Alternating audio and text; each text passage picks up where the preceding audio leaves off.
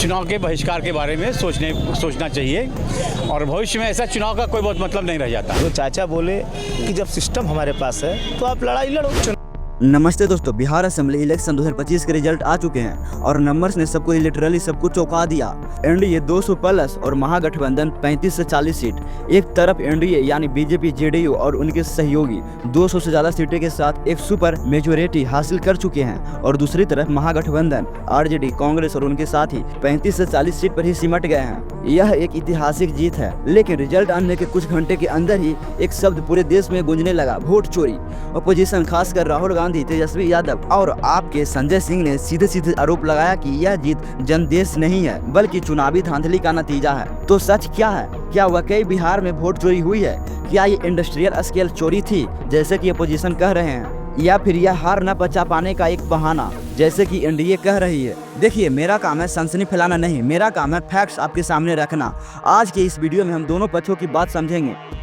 आरोप क्या है, वह आरोप कैसे लगाए जा रहे हैं और इन आरोपों पर एनडीए और इलेक्शन कमीशन का क्या कहना है। अगले कुछ मिनट बस ध्यान से सुनिए, क्योंकि यह मामला सिर्फ बिहार का नहीं है, यह मामला हमारे लोकतंत्र के विश्वास का है। तो सबसे पहले और सबसे बड़ा आरोप क्या है? अपोजिशन का दावा है कि करीब 80 लाख असली वोट का नाम वोटर लिस्ट से काट दिया गया। 80 लाख, यह नंबर इतना बड़ा है कि यह पूरे हिमाचल प्रदेश या उत्तराखंड की टोटल पॉपुलेशन से भी ज्यादा है। अब आपके मन में सवाल आएंगे कि ये 80 लाख लोग कौन आखिर हैं? आरोप के मुताबिक ये लोग ज्यादातर मुस्लिम या मेजोरिटी वर्कर्स जो काम के लिए बिहार से बाहर रहते हैं, या फिर गरीब तबके के लोग थे जो ट्रेडिशनल तौर पर एनडीए के कोर वोटर्स नहीं माने जाते हैं। इसको एक सिंपल एनालॉजी से समझिए। इमेजिन कीजिए, आप सुबह उठे, वोट डालने के लिए पूरी तरह से तैयार होकर पोलिंग बूथ पर गए, लाइन में लगे, तो ऑफिसर ने लिस्ट देखकर कहा, सॉरी सर, आपका नाम तो लिस्ट में है ही नहीं। कैसा लगेगा आपको? आपका लोकतांत्रिक अधिकार आपसे छीन लिया गया और आपको पता भी नहीं चला। यही आरोप 80 लाख लोगों के साथ ऐसा हुआ है, लेकिन यह हुआ कैसे? यहाँ पर एक टेक्निकल चीज सामने आती है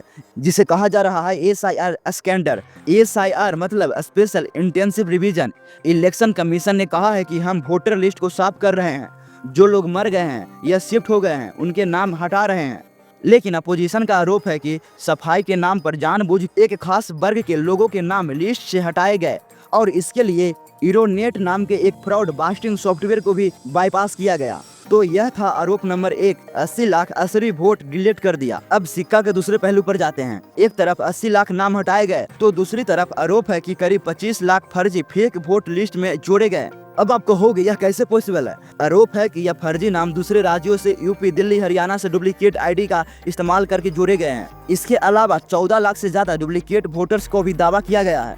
डुप्लीकेट वोटर मतलब राजू कुमार, पिता का नाम श्यामलाल, उम्र 35, पटना की लिस्ट में भी है और वही राजू कुमार, वही श्यामलाल, वही उम्र वाल्मीकि नगर की लिस्ट में भी है। मतलब एक आदमी 2 वोट। इतना ही नहीं, अपोजिशन ने सस्पिशियस एड्रेस का डाटा भी जारी किया है। दावा है कि 1.3 करोड़ लोगों का एड्रेस सस्पेक्ट है, जैसे एक घर पर 5 से 8 हजार लोग रजिस्टर्ड हैं। ये क्या हो रहा है? सोच कर देखिए, पिपरा में एक फर्जी एड्रेस पर 505 लोग, क्या ये पॉसिबल है? अपोजिशन का कहना है कि यह सब एक इंडस्ट्रियल स्केल चोरी है, एक ऐसी साजिश जिसमें पहले असली वोटर को हटाओ और फिर फर्जी वोटर को जोड़ो। उन्होंने यूपी, दिल्ली से वोटर को बसेस में लाने का वीडियो भी एक ट्विटर पर शेयर किया है। हालांकि उन वीडियो की पोस्ट वेरिफिकेशन अभी तक स्वतंत्र है। एजेंसियों ने अभी तक वो क्लियर नहीं किया है कि वीडियो सही है या गलत। तो यह था आरोप नंबर 2, लिस्ट में 25 लाख फर्जी वोट ऐड कर दिया। अब तीसरे पॉइंट पर आते हैं जो सबसे अजीब है, वह है वोट शेयर VS सीट का मैथ। इसे ध्यान से सुनिए। इस चुनाव में कांग्रेस को करीब 8.55% वोट मिला और LJP रामविलास को करीब 5.05% वोट मिले। तो सिंपल मैथ है, कांग्रेस का वोट LJP से ज्यादा है। लेकिन सीट देखिए, कांग्रेस को मिला सिर्फ 4 से 6 सीट और LJP को मिला 22 से 24 सीटें। यह कैसे हुआ? 8.5% वालों को 4 सीट और 5% वोट वाले को 24 सीट, यह कैसे हो सकता है? अपोजिशन इसे चोरी मैथ कह रहा है। उनका कहना है कि यह तभी पॉसिबल है जब आपने पहले से ईवीएम को या वोटर लिस्ट को इस तरह से मैनेज कर लिया है कि जीत सिर्फ आपके फेवर में हो। और इस समय उंगली सीधे इलेक्शन कमीशन, चुनाव आयोग पर उठ रही है। राहुल गांधी ने प्रेस कॉन्फ्रेंस में कहा है कि ECI बीजेपी का कनेक्शन है। आरोप यह है कि ECI जैसे एक न्यूट्रल एम्पायर होना चाहिए था, उसने आंखें बंद कर ली। उन्होंने जानबूझकर SIR एक्सरसाइज को होने दिया, फर्जी नामों को जोड़ने दिया और असली नामों को काटने दिया। यह बहुत गंभीर आरोप है। तो इतना गंभीर आरोप के बाद अब हमें दूसरे पक्ष को भी सुनना ही चाहिए। एनडीए यानी बीजेपी और जेडीयू का इस पर क्या कहना है? उनका जवाब बहुत सिंपल है, यह हार का बहाना है। बीजेपी नेता हिमांता बिस्वा शर्मा ने कहा है, राहुल गांधी बीजेपी के लक्की चर्म है और वह जहां जाते हैं हमें जितवाते हैं। अब हार गए तो ईवीएम और वोट चोरी का रोना रो रहा है। एनडीए का कहना है, पॉइंट नंबर 1, बिहार में 67% वोटर टर्न आउट हुआ। यह 1951 के बाद सबसे ज्यादा है। अगर वोट काटे गए होते तो टर्न आउट इतना हाई कैसे होता। पॉइंट नंबर 2, महिलाओं ने बढ़ा चढ़ाकर एनडीए को वोट दिया क्योंकि उन्होंने नीतीश कुमार की वेलफेयर स्कैम और मोदी की गारंटी पर भरोसा है। पॉइंट नंबर 3, यह जीत जनदेश है, चोरी का नहीं, मेहनत का नतीजा है। जनता ने महागठबंधन के जंगल राज को रिजेक्ट कर दिया है। तो यह है एनडीए का पक्ष।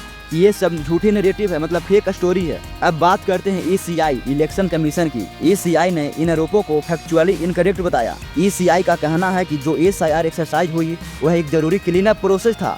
जो फर्जी नाम पहले से लिस्ट में था, जो शायद पिछली सरकार ने जुड़वाए हैं, उन्हें हटाए गए हैं। ईसीआई के मुताबिक यह चोरी नहीं है, यह रिवीजन था लिस्ट को साफ सुथरा बनाने के लिए। और जहां तक एलजेपी भी इस कांग्रेस की अजीब मैथ की बात है, तो उसका एक कारण हमारे फर्स्ट पास्ट थे पोस्ट सिस्टम भी हो सकता है। इस सिस्टम में जरूरी नहीं कि ज्यादा वोट लाने वाले को ज्यादा सीट मिले। अगर कांग्रेस अपने 8.5 वोट पूरे बिहार में फैलाकर हारी और एलजेपी अपने 5% वोट कुछ खास सीटों पर कंसंट्रेट करके जीती, तो यह नतीजा पॉसिबल है। तो एक तरफ है इंडस्ट्रियल चोरी का आरोप, तो दूसरी तरफ है हिस्ट्रिकल मैंडेट का दावा। तो दोस्तों, अब हम कहाँ खड़े हैं? सच क्या है यह 100% कहना फिलहाल मुश्किल है, क्योंकि यह मामला अब सुप्रीम कोर्ट में है। ओपोजिशन ने PIL दाखिल करके मांग की है कि ECI इसकी स्वतंत्र जाँच कराए। PAT ऑडिट की मांग हो रही है।